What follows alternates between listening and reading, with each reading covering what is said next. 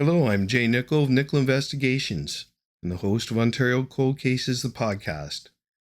This is a missing persons edition on Cheryl Hanson. Friday, May 31st, 1974, 7-year-old Cheryl Hanson vanished while walking east along Bloomington Sideroad near Yonge Street in the town of Aurora, about 35 kilometers north of downtown Toronto.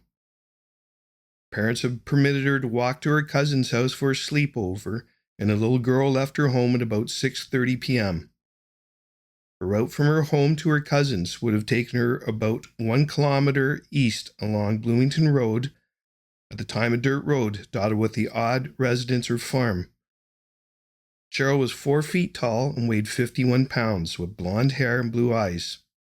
Cheryl was wearing a dark brown check sweater and pants combination, a red nylon jacket, and white leather shoes. She also wore a gold necklace with a medallion on it. She was heading to her cousin's for a sleepover and was carrying her white pajamas with red flowers in a brown paper bag. Despite massive searches, no trace of Cheryl was ever found. However, the presumption is she was murdered. In 1976, convicted murderer Donald Everingham confessed to several murders, including that of Cheryl Hanson. He described Cheryl's clothes and drew a crude map of where he'd thrown her body.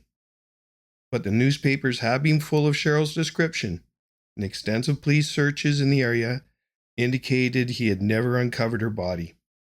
Donald Everingham's confession was eventually refuted.